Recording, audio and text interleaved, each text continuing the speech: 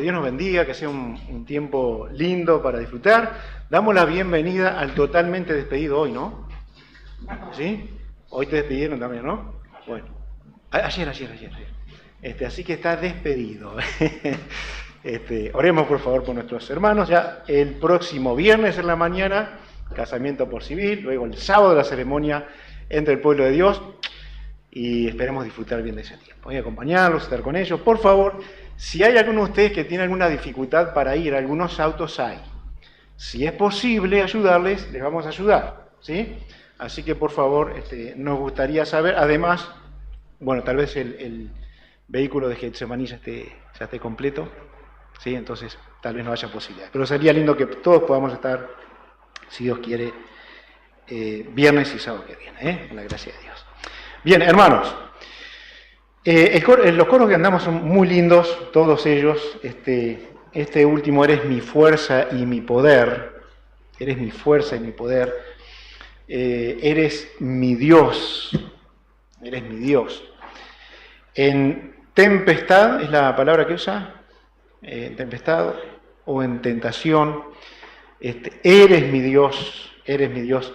Así que el pueblo de Dios tiene a dónde acudir, tiene, no es tal vez tengo, o como hablamos un poquito creo el viernes, no es cuestión de que sintamos, no hay que sentir a Dios, no es importante eso.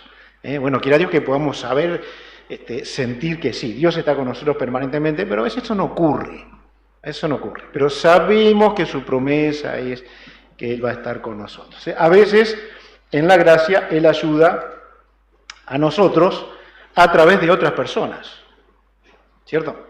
A veces la ayuda viene a través de otras personas, especialmente, por supuesto, de cristianos, para ayudar al alma. Y les voy a hacer una pregunta entonces. Si usted tuviese que pedir un consejo,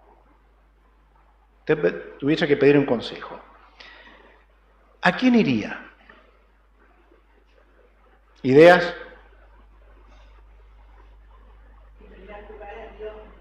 Sí, bueno, hablamos de seres humanos ahora.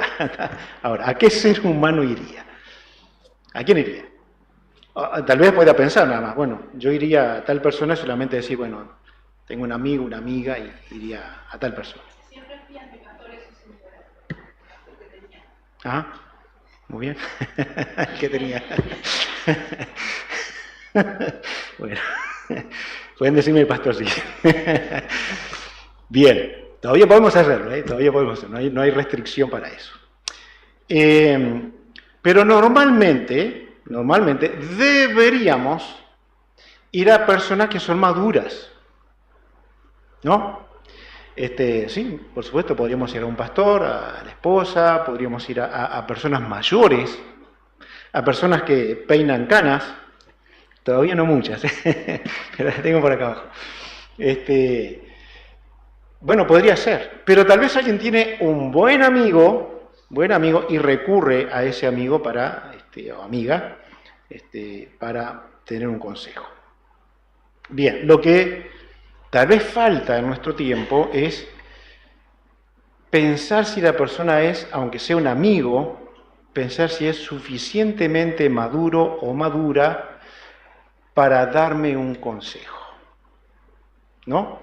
Por ejemplo, cuando se escribe en Proverbios, el último capítulo de Proverbios, acerca de recuerda la mujer que es elogiada, que es esa virtuosa mujer, algo dice allí, miren, yo les leo en el capítulo 31 de Proverbios.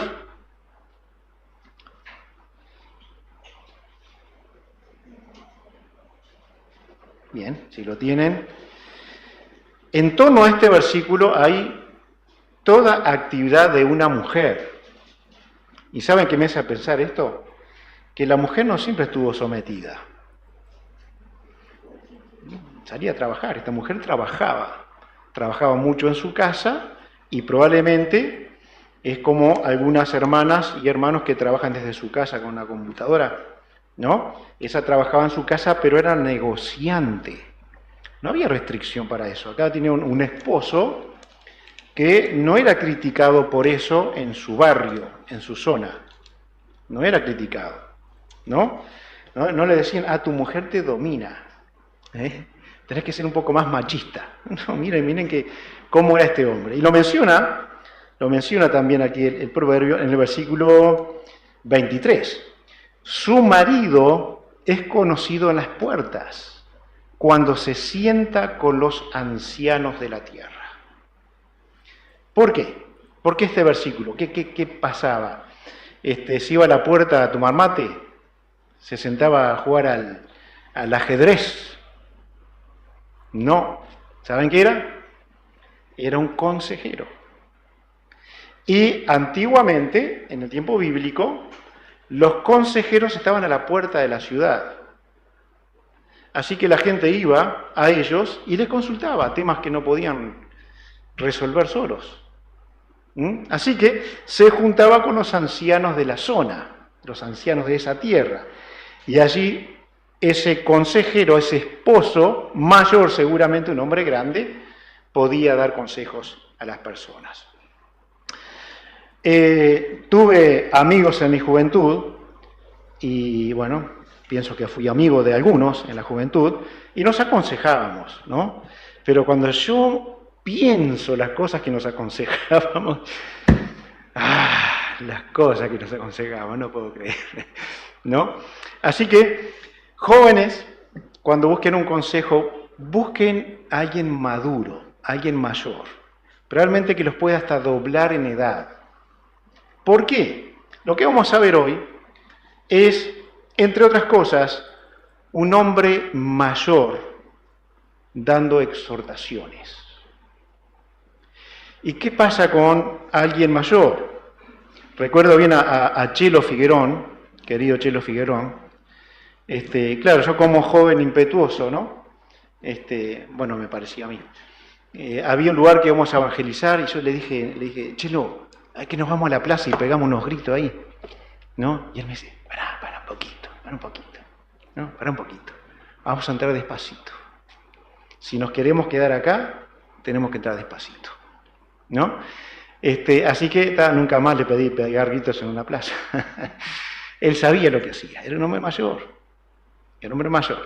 Así que, cuando escuchamos a los mayores, y si ellos peinan canas, han tenido una vida lo suficientemente larga para que nosotros podamos ir a ellos y saber por la experiencia lo que han vivido y aconsejarnos probablemente bastante bien, ¿no? Vamos a leer entonces Josué 23. Vamos a ir allí.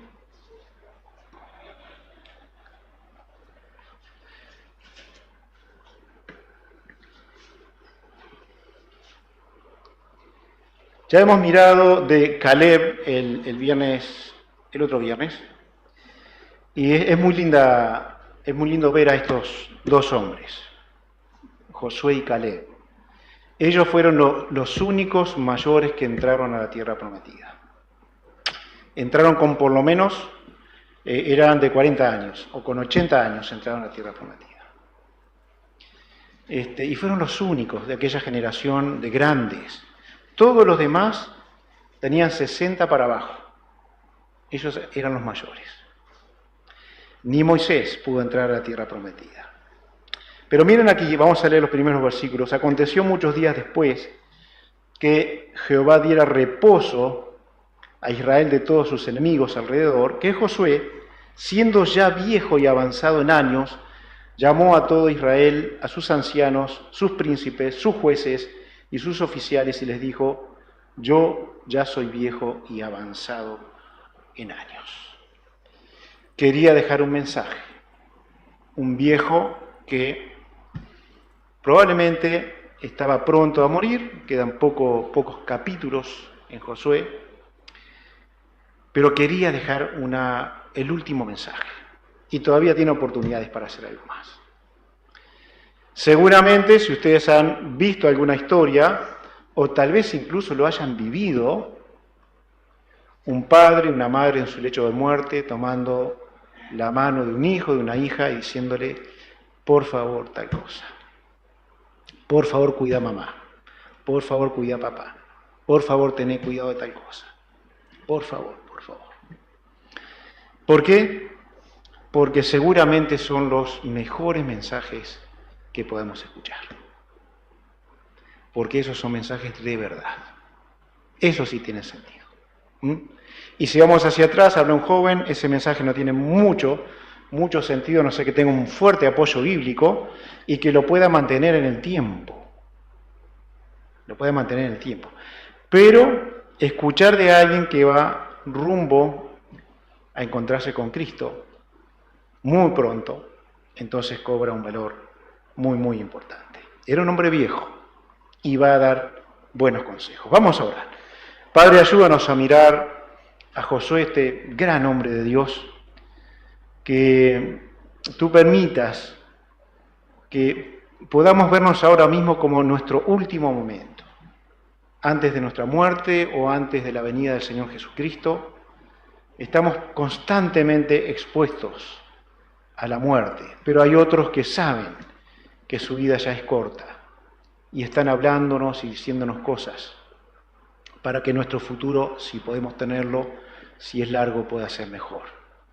Así que ayúdanos a tomar el consejo de la palabra de Dios, el consejo de Josué, y que realmente nuestras vidas lleguen a tener los propósitos que tú quieres para ella, para tu gloria, Señor. Así que gracias, oramos en el nombre del Señor Jesús.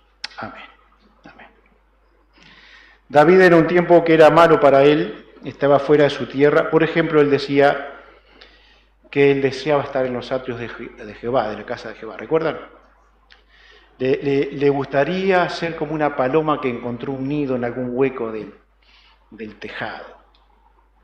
En otra ocasión, no recuerdo si era David, pero decía, aún la araña tiene su lugar en el templo, porque no hay forma, ¿no?, de sacar todos los bichos y que nunca entren. Siempre va a haber un bichito colgado ahí. Si pudiéramos ser bichitos deseosos de estar entre el pueblo de Dios. Esto sería grandioso. Hermanos, un hombre que exhorta de esta manera lo hace con experiencia. Con experiencia. ¿Qué quiere decir? Que ese hombre puede mirar hacia atrás y ver su vida para hablar con autoridad. Hay un reconocimiento del tiempo. Todos sabemos esto, que no siempre queremos reconocer que el tiempo va pasando. No siempre. Las damas coquetas, algunas no quieren decir su edad. Otras damas la tratan de esconder, ¿no? Y está bien, se ponen prolijitas, lindas, se tiñen, está bárbaro todo eso. Lo cierto es que el tiempo va pasando. Inexorablemente el tiempo va pasando. Ahora, Josué dice, estoy viejo, me queda poco. Querido Coralino Gómez, en una charla que tuve con él, era muy amistoso, pastor de 33, él dijo, ya me queda poquita piola. Y lo fui a visitar el hospital, recuerdo estaba en 33, y falleció en ese tiempo, en esos días. Hermanos, nos queda poca cuerda, nos queda poca piola. Creemos que nos queda mucho. Tenemos que acumular experiencia, y buena experiencia, para beneficiar a otros. Josué así lo hizo. Él llama a personas que él considera que son maduras en el tiempo y capaces de recibir el mensaje que él quiere dejar. Dice, soy viejo, pero llama a sus ancianos, sus príncipes, sus jueces, sus oficiales. Y cuando leemos el capítulo 24, comienza casi igual el versículo. Les llama porque les quiere decir algo que es importante. Así que, si bien la experiencia no quiere decir que a través de ella vamos a decir todo, o creernos que por nuestra experiencia alguien va a cambiar sin la palabra de Dios, somos muy ilusos si creemos eso. Así que, si tenemos experiencia cristiana, lo lógico sería que hayamos madurado lo suficiente para que la Biblia sea entregada a aquel que pida un consejo. Los maduros en el pueblo necesitan ser recordados de las cosas que son importantes, porque los maduros en el pueblo son los que van a ayudar a los más jóvenes. Y no deberíamos tener demasiado miedo en esto, en meternos en la vida de alguien. Porque cuando alguien joven mete la pata, a veces lo paga muy caro. Y los más grandes estamos para ayudar y para bendecir a los jóvenes, para que no cometan errores, para que su vida sea mejor. Para algunas personas, la experiencia es solo una anécdota. Es solo eso. He vivido esto, ¿y qué aprendiste? Yo qué sé, no aprendí nada. Sigue siendo el mismo infantil que hace 50 años. La vida no le ha dejado experiencias con enseñanzas profundas. Y probablemente es porque no tenga a Cristo o porque no es importante la palabra de Dios para tal persona.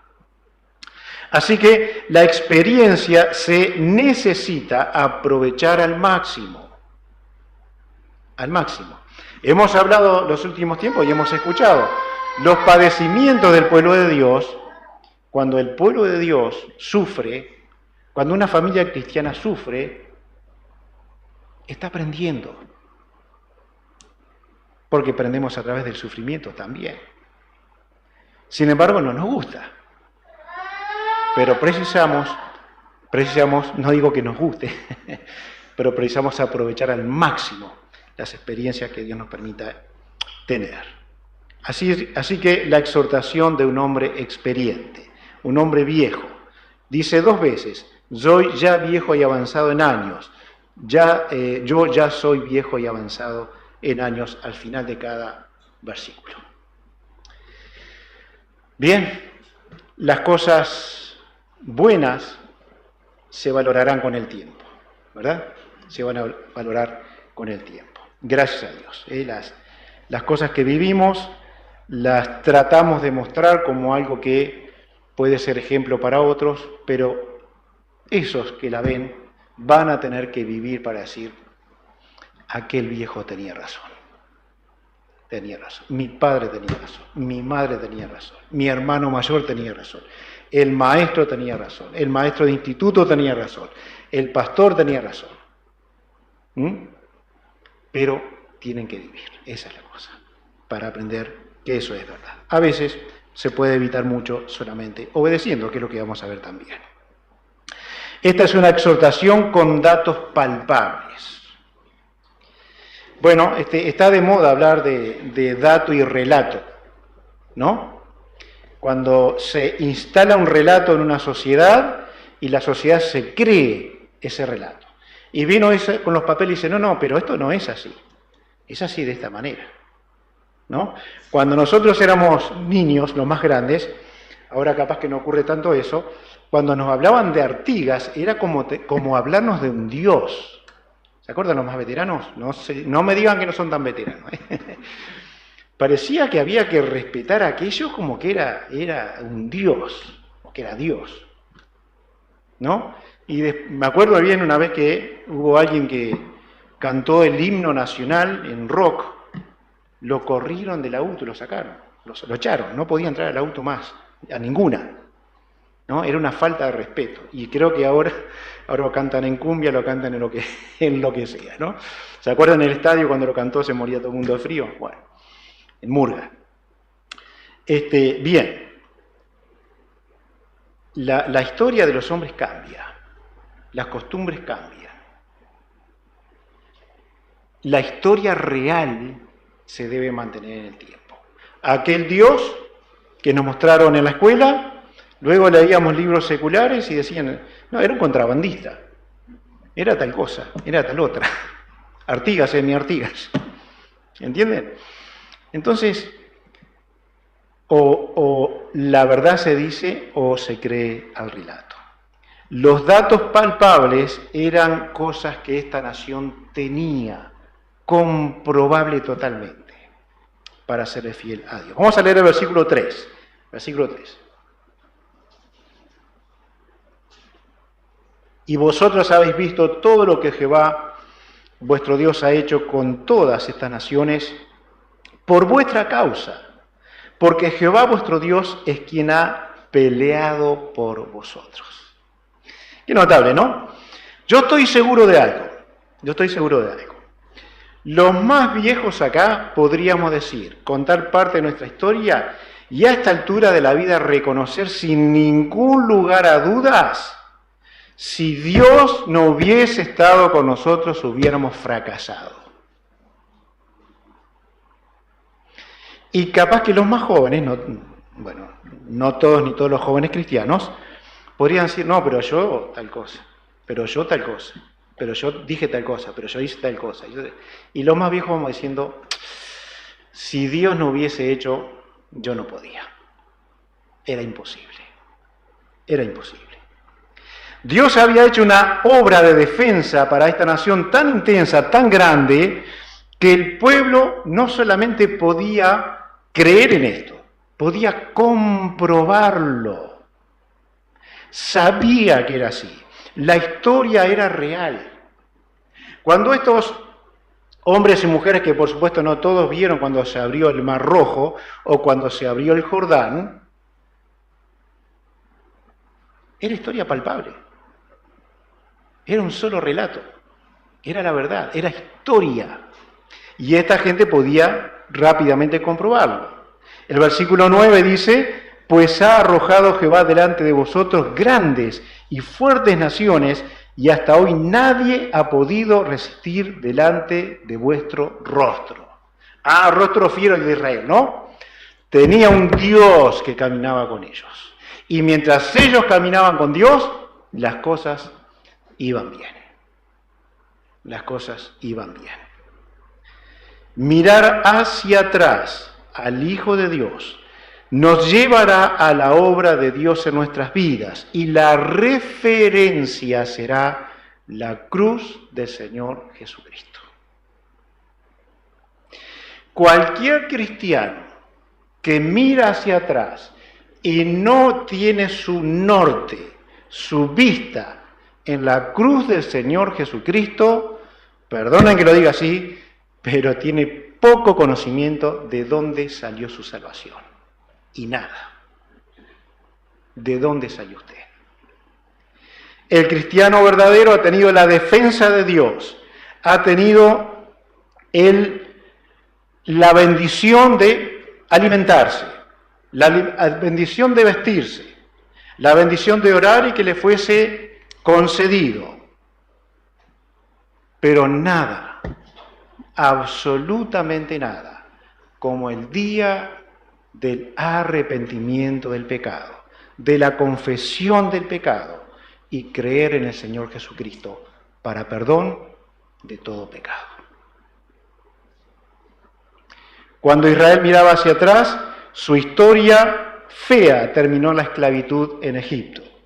Y ahora podía mirar hacia atrás y ver cómo se habían pintado, recordar cómo se habían pintado los marcos de las puertas y sus portones, sabiendo que la sangre de esos corderos era la señal para la vida de esa nación. Así que, si usted mirara hacia atrás, podría hablar claramente del día de su arrepentimiento de todos sus pecados, podría hablar del día en que Cristo le salvó y que su sangre limpió toda culpa y todo pecado. Podría hablar porque esa es su historia. Esa es su experiencia más grande que haya tenido jamás. Las naciones de las que habla aquí, Dios había derrotado todas las naciones delante de ellos, el rostro de ellos no fue resistido, dice la palabra de Dios. Así que esas naciones para nosotros es todo lo que el Hijo de Dios ha dejado para no volver jamás hacia ese lugar. Es Egipto y son las naciones poderosas que en el camino hacia la tierra prometida Israel fue dejando. Mirá este versículo que es asombroso, porque en 1 Corintios, capítulo 6,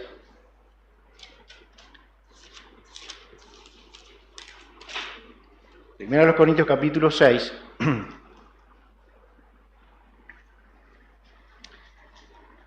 Pablo está haciendo ciertas preguntas a esta iglesia. Y hermanos queridos, las cosas que Dios menciona aquí son cosas que la iglesia, a las que parte de la iglesia había vuelto.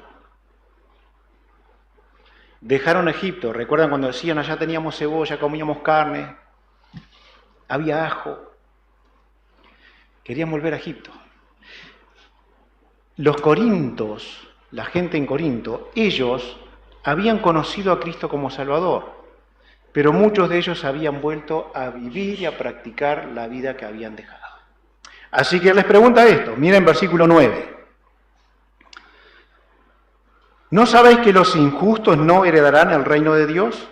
No erréis, ni los fornicarios, ni los idólatras, ni los adúlteros, ni los afeminados, ni los que se echan con varones, ni los ladrones, ni los avaros, ni los borrachos, ni los maldicientes, ni los estafadores heredarán el reino de Dios.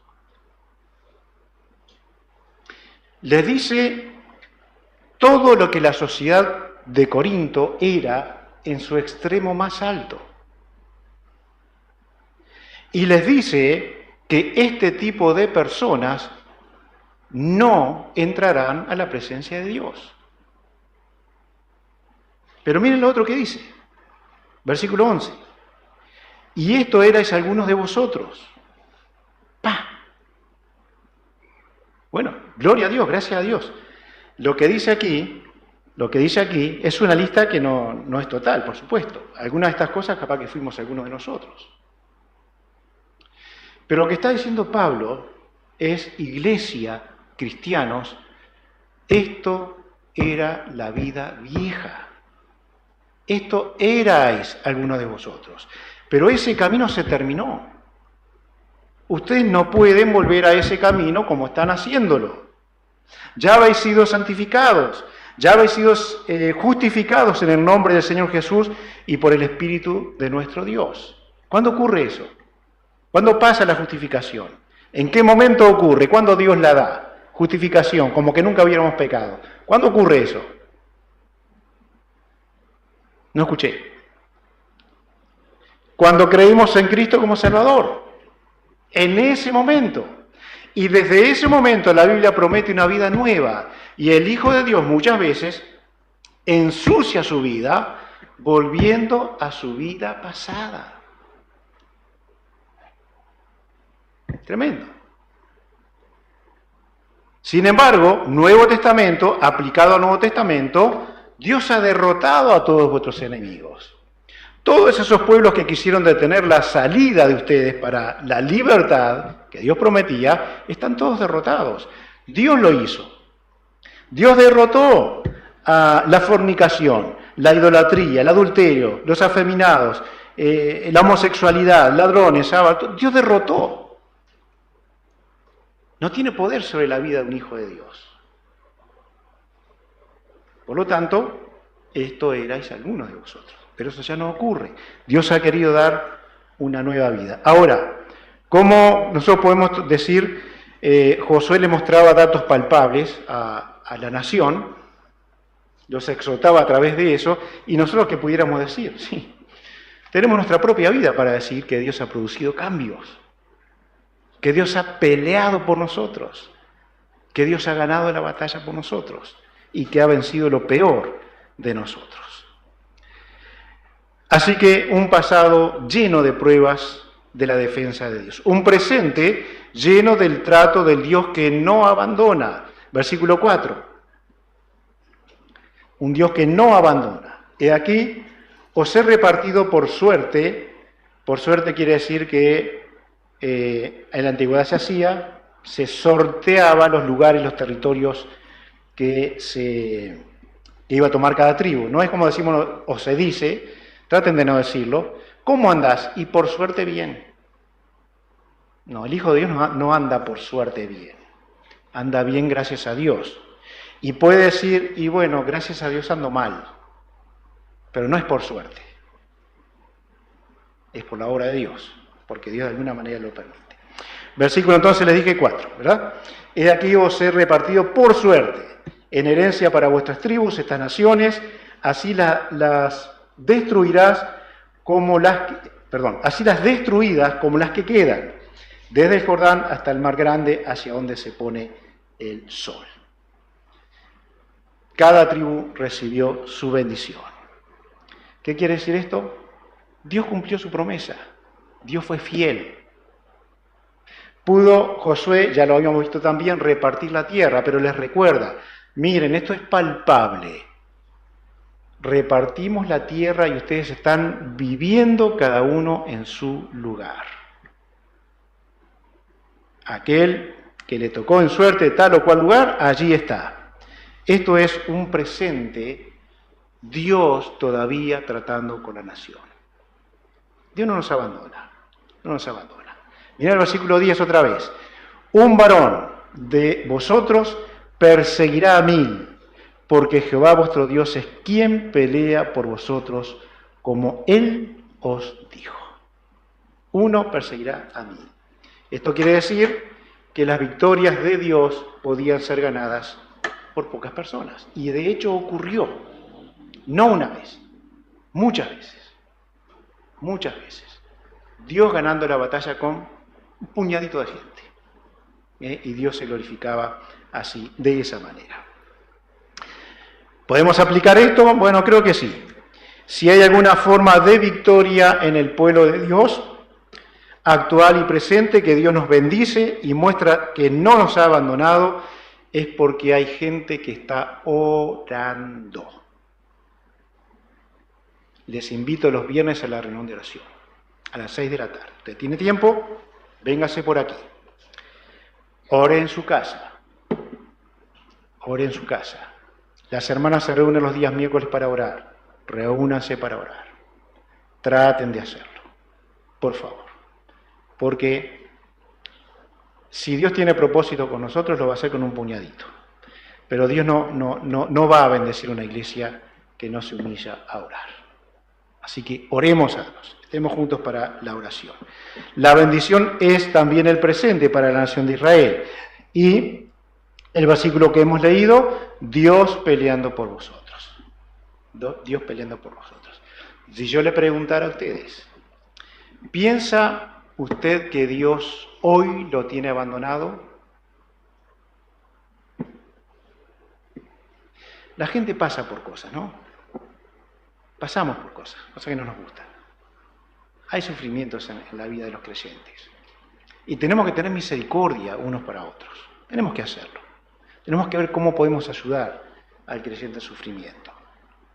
Lo cierto es que los años, la experiencia, el saber quién es Dios, nos tiene que hacer decir, jamás me ha abandonado. Y hoy no estoy abandonado, no estoy abandonado, no estoy solo. Dios sigue siendo mi defensa. Oremos por Pamela, ¿verdad? Oremos por Pamela. ¿No dio resultado? Todavía no. Así que ella no puede ver de la vista que ha sido, pero es jovencita, preciosa gurisa, ¿no? Pero el papá, que hablo a veces con él, bueno, Dios está en control. Pero oremos por Pamela, porque ella es la que está viviendo esto. Oremos por ella, por favor. La fortaleza de Israel contrasta con la debilidad del enemigo. Uno perseguiría a 1000. Tremendo, ¿no? Tremendo. Bien, nosotros no andamos persiguiendo gente, ¿verdad? No andamos matando gente, ¿verdad? No andamos persiguiendo para maltratar gente. Israel tenía que conquistar y eso iba a ser posible y debía hacerse. Conquistar la tierra. Ahora, en nuestras batallas, ¿podemos creer que Dios está peleando por nosotros? Él está allí al lado de nosotros. Él está peleando. Y si nuestras mentes se llenan de eso, de las promesas de Dios, vamos a estar confiados en Él. Esto es terrible lo que estoy pasando. No me gusta, me duele muchísimo. Pero si miramos hacia atrás, vamos a ver que Dios estuvo con nosotros. podemos mirar hacia adelante, porque como escuchamos el viernes en la oración, Dios conoce nuestro pasado. Y no es porque pasó, lo conoce porque lo conoce. Conoce nuestro presente porque lo vive con nosotros. Y Él conoce nuestro futuro, porque Él lo conoce todo. Eso da certeza, aun cuando a veces mostremos algún desánimo o algún tiempo en que no la pasamos bien. Vamos un poquito más. Un futuro lleno de victorias seguras, versículo 5. Está mostrando aquí Josué a su pueblo. Y Jehová, vuestro Dios, las echará de delante de vosotros y las arrojará de vuestra presencia, y vosotros poseeréis sus tierras como Jehová, vuestro Dios, os ha dicho. Tremendo. Israel podía decir, tenemos todo ganado, ya está, la victoria ya está, toda la tierra va a ser nuestra. ¿Recuerdan cuando pasó esto? Cuando fueron a mirar la tierra, a espiar la tierra. Solo 2 de los 12 dijeron, es nuestra, Dios nos va a dar la tierra. Así que la exhortación viene bien, porque Josué estuvo allí experimentando. Y Josué dijo que sí, Caleb dijo que sí, vamos a entrar a la tierra. Y ellos tuvieron que vivir 40 años.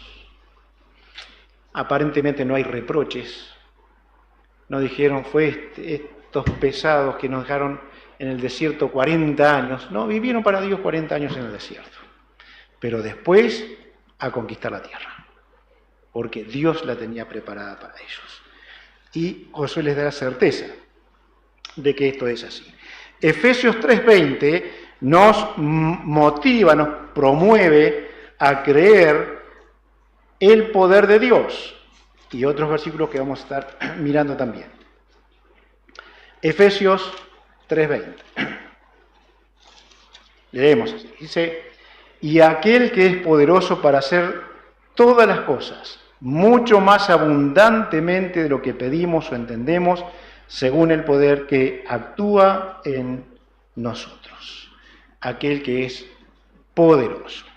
Juan Carlos el viernes habló del todo poder de Dios, lo va a dejar para otra, y de la omnisciencia, el todo conocimiento de Dios. Están en Dios, están allí. Ahora, Él lo pone en actividad o lo retiene porque su voluntad es otra. Pero no es que Dios no sea capaz de librarnos de cualquier situación. Pero Él tiene propósitos. Ya lo va a hacer, ya lo va a hacer. Entonces, si este es el poder de Dios que actúa en nosotros, pero además de eso, Dios ya ha prometido victoria para el pueblo de Dios. Ya hay Efesios capítulo 1, ya hay moradas eternas. En capítulo 2, ya estamos sentados allí en los lugares celestiales con Cristo Jesús. Podríamos decir, bueno, vamos a pasar por todo esto. El Todopoderoso nos va a llevar a la eternidad. Filipenses 4:13. ¿Alguien nos puede decir 4:13? De lo más conocido, ¿no? Exactamente. Todo lo puedo en Cristo. El contexto habla de cosas materiales. De tengo o no tengo, en Cristo está bien, voy a poder. Eso es lo que estaba diciendo Pablo, ¿no? Ahora podemos aplicarlo a otras cosas. Tengamos cuidado, ¿sí? Porque Pablo pasó hambre, pasó enfermedad, pasó soledad, fue abandonado, sus amigos lo dejaron, y hay tiempos complicados. Pero él podía decir esto para todas las cosas, ¿no? Todo lo puedo en Cristo que me fortalece. Primero los Corintios 15, 9 y 10, les voy a citar. Pablo decía que había hecho una tarea mucho más profunda que muchos de los obreros de la época. Incluso él decía, no voy a trabajar sobre un cimiento que ya fue puesto. Así que hacía obras nuevas, ¿no? Pero él decía en este pasaje, de esa obra que en comparación era mayor que otros, él decía, pero no yo, sino el poder de Dios en mí. Así que él se sometía al poder de Dios. Y en realidad, queridos hermanos, cuando alguien hace una tarea, esa tarea tiene el valor que Dios le da, no el que nosotros le damos. No el que nosotros le damos. Tiene el valor que Dios le da. Así que tener una iglesia ordenada tiene un gran valor. Gran valor. Alguna vez se los dije, ¿no? Si nosotros estuviéramos predicando en este lugar con los bancos pata para arriba, todo sucio, los vidrios todos rotos, pudiendo arreglarlo, ¿no? Capaz que la gente entra y dice, acá son todos unos desordenados. Me voy a casa que está un poquito más ordenado. ¿No? Bien, así que lo mínimo es mucho delante de Dios. Aunque nadie te valore lo que haces, lo estás haciendo para Dios, dale para adelante. Porque estás sirviendo a tu Dios. Y puede valer mucho más que una predicación incluso. No yo, sino la gracia de Dios en mí, decía Pablo. Le escribe a Timoteo, y Timoteo parecía tener un tiempo de conflicto en su corazón. Porque Pablo le dice, Dios no nos ha dado un espíritu de cobardía, no un espíritu de miedo, sino un espíritu de poder, de dominio propio, para avanzar en la vida cristiana. Y le incita a que él evangelice. Los versículos 6 al 8, si vamos a Josué 23,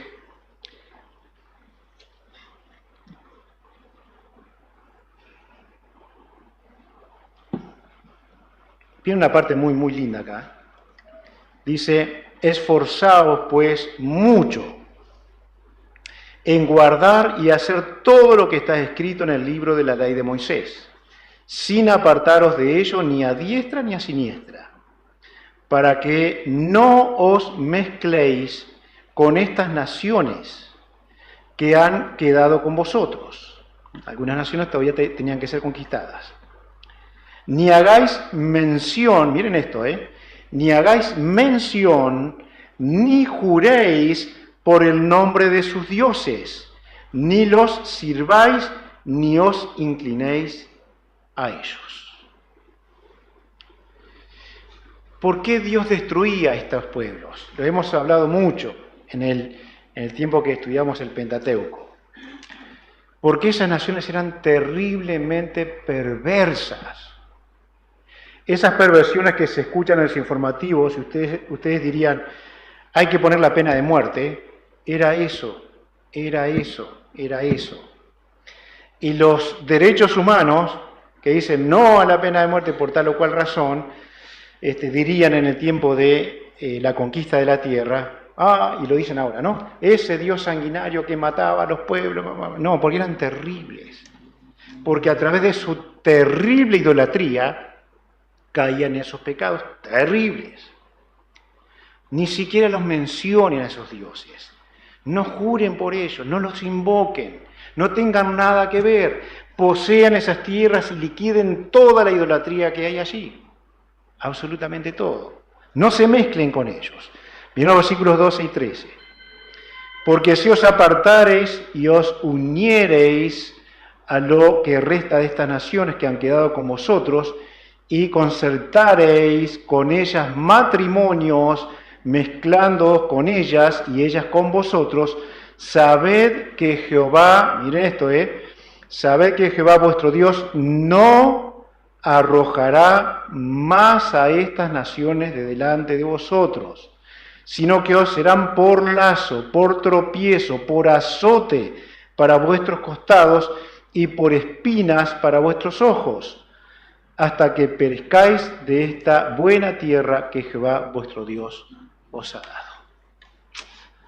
La mezcolanza del pueblo de Dios con el mundo hace que ese hijo de Dios, a no ser que la iglesia haga algo, ese hijo de Dios destruya su vida. Bueno, a veces no es fácil casarse con un cristiano o una cristiana. Perdona, güey.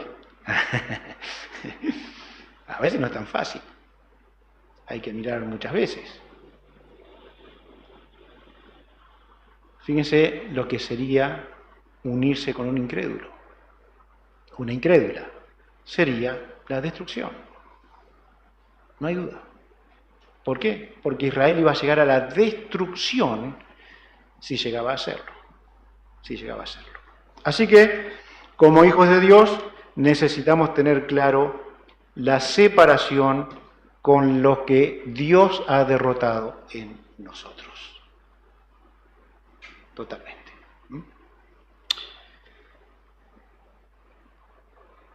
Podríamos decir con palabras un poco más simples, si Israel podía ver todo lo que Dios había tratado con ellos, llegaron a este punto de bendición inmensa, ellos precisaban estos consejos todavía, precisaban esta exhortación. Y tal vez José podría decirle de esta manera: ¿cómo se atreverían ustedes a volver atrás después de que Dios hizo todo esto? ¿Cómo se atreverían? El mismo Pablo hablando a los corintios: esto erais algunos de vosotros, pero ¿cómo se atreven a volver atrás? ¿Cómo se atreven a ensuciar la vida que Dios ha limpiado en la sangre del Señor Jesucristo? No hay mención, ni invocación, ni que hablar, ni jurar por esos dioses del pasado. No son mejores que Dios, no son buenos, son malos, son mundanos, son personas, objetos, cosas, costumbres que pertenecen a la vida de condenado al infierno. Pero ya no estamos en esa condición. Pensamientos y hechos de personas incrédulas, a través de sus hechos de incrédulos, vienen de la profundidad del infierno. Y solo son hechos para destruir al pueblo de Dios. Solo para eso. Y solo para dar un ejemplo de cuán equivocado se puede llegar a estar, conocí a una señora muy fiel. La persona que se casó simuló todo el tiempo ser un cristiano. Quería a esa mujer. Así que simuló todo el tiempo ser un cristiano, se bautizó, perteneció a una iglesia, se casó y al otro día se terminó la vida de cristiano. Al otro día se terminó la vida de cristiano. Le informó que no era cristiano: papá, la vida ahora va a ser así. Lo vi, no tenía lentes todavía. Lo vi. Vi las cosas que pasaban. Queridos, eso es el mundo. Eso es el mundo al cual el Hijo de Dios no debería volver. Efesios capítulo 2.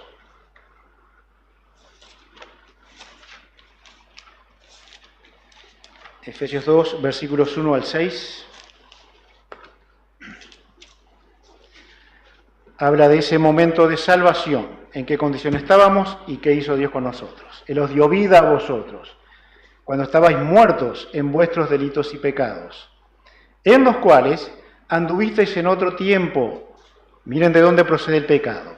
Siguiendo la corriente de este mundo, conforme al príncipe de la potestad del aire, el mismo Satanás, el espíritu que ahora opera en los hijos de desobediencia, entre los cuales también todos nosotros vivimos en otro tiempo, en los deseos de nuestra carne, haciendo la voluntad de la carne y de los pensamientos, y éramos por naturaleza hijos de ira, lo mismo que los demás.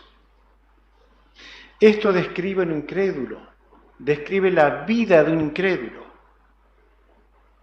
Pero Israel fue quitado del país de incrédulos e idólatras. Iba a ir ganando terreno y destruyendo dioses de los incrédulos. Bueno, así vivimos nosotros, hasta que Cristo vino a nuestras vidas. Miren el versículo 4. Pero Dios, que es rico en misericordia, por su gran amor con que nos amó, aun estando nosotros muertos en pecados, nos dio vida juntamente con Cristo. Por gracia, como un regalo, por un regalo, sois salvos. Juntamente con Él, y juntamente con Él nos resucitó, y asimismo nos hizo sentar en los lugares celestiales con Cristo Jesús. ¿Y ahora esto? Vida pasada quedó atrás. Vida presente se vive con Cristo. Vida futura, solo eternidad. porque ya Dios nos ve sentados con el Señor Jesucristo en los lugares celestiales. ¿No es tremendo esto? ¿No es tremendo? Poder decir con certeza, ya no hay nada que me condene. Y como no hay nada que me condene, voy a vivir para el Dios Salvador, el Dios que limpió mi alma, perdonó mis culpas y del infierno me lleva a las moradas eternas con el Señor Jesucristo. Josué pone consejo delante de quienes serían sus sucesores. Ellos tomarían servicios, cargos, representarían a Dios en la tierra, llevarían la luz al pueblo y les guiarían hacia Dios su Salvador. Josué fue claro. Este es nuestro Dios. A este nos defiende y nos da la vida presente. Este es el Dios de nuestro futuro. Él lo sabe bien. ¿Seremos capaces de servirle? Los siguientes versículos, léanlo en casa por favor, está todo lo que Dios le dice: si obedeces, te va a ir bien. Si no obedeces, te va a ir mal. Serás despojado de las bendiciones. Terminarás en esta tierra como alguien que no pertenece a la nación de Dios. Queridos, ¿cómo somos conocidos? ¿Cómo somos conocidos? Un pueblo que pasó el Jordán, un pueblo que se quedó atrás del Mar Rojo. ¿Cómo somos conocidos?